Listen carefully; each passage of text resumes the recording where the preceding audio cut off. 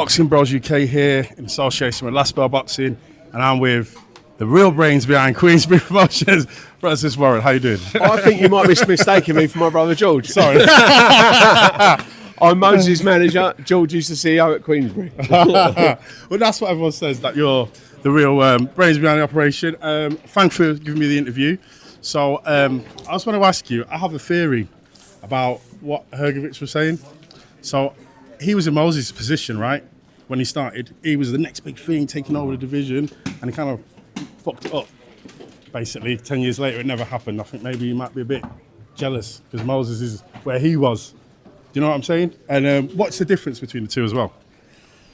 I think in that respect, I mean, you know, everyone's got their own opportunities, haven't they, to make the most of it. And it's about circumstances, and Moses has seized the opportunity that he's worked for. They're not been presented to him. Mm-hmm. You know, a 10-year-old Moses Itauma didn't know he was going to get a contract at Queensberry. Yeah, didn't exactly. know he'd be fighting Filip Hrgovic headline at the O2 when he's 21.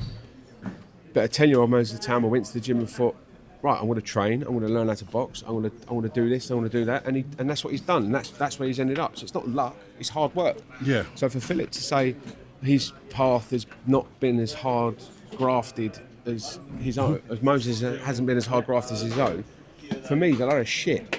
Yeah, too right. Because, like I said, it's all circumstance. And but he had them opportunities when he started, and he didn't. Yeah, he kind but of blew also, him. you know, he's got a terrific.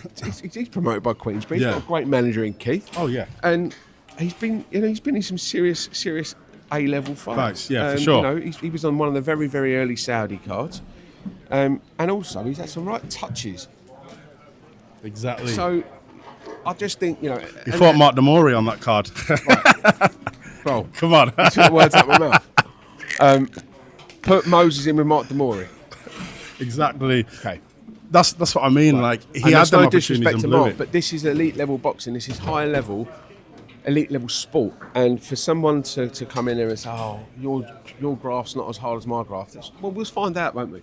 Yeah. But I think it's just disrespectful. I think it's a load of bullshit, to be honest. And so, it's almost putting himself on the back foot and negging what Moses has achieved so far. Because Hrgovic kind of had to really work hard, because when he had the chance, like Moses did, he didn't seize it. Well, listen, he was thereabouts, wasn't he? Yeah, he was in with Daniel for the IBF interim, wasn't it? Yeah. And he got beat. Exactly. That's it. So, but since then he's come back, couple of wins. He had a tough fight against David Adelaide. Won every round apart from one or two, and then he's here now. So listen, we'll see. We'll see. What do you think the difference between the two is? Like think about Hrgovic. Remember when he was sparring with David Hay and all that, and everyone, and then Moses had no sparring partner. Exactly. Oh, is that it? Oh, okay, that's the difference. Moses no sparring partner. He's from day one. He has had the self-belief that he is a blue chip elite sports person, and for me, the greats have that on there. That's right. And it's not arrogance; it's belief. And for me, Filip talking about Moses' journey in a negative way, for me, exposes a lot of his own insecurities going into this. Moses, all he'll do is go, "Good luck, best man, and win on the night," and that's the end of it. Mm-hmm.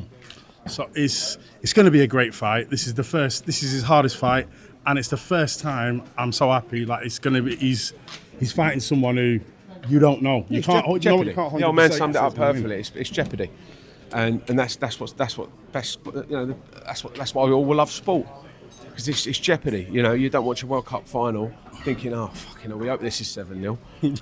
You want it to be a tight game and exciting, and this is Moses' World Cup final on August 29th. It is jeopardy, because if he comes in there 1% underprepared, Hrgovic, we all know, is a dangerous motherfucker, and he could do some damage. Yeah, for sure. People have commented on his power isn't the best, Hrgovic, but his chin is cast iron. So is that why you're picking him? We'll see. We'll see. But hypothetical. Let's say, no disrespect, this is hypothetical. Let's say he starts him in like 2 rounds. What then? Do you think people are still going to moan, or that's it? No, he is the man now. Let's be honest. I think we got over that over that hump with the Franklin fight, because no one had done to Franklin what Moses did to him. So I think people then sort of turned around and went, right, let's not the typical Brits and neg on a rising star. Let's embrace this talent and praise it. And I think we really we turned the corner with that Jermaine Franklin performance. So I think if this goes 1 minute or all 12 rounds, all 36, then I think as long as Moses gets a win, that's the most important thing. I can't see the British public turning anything into this other than a positive. Good stuff. Right, I know you're a busy man, so I'm going to let you go. Could you give us your prediction how you think the fight's going to go?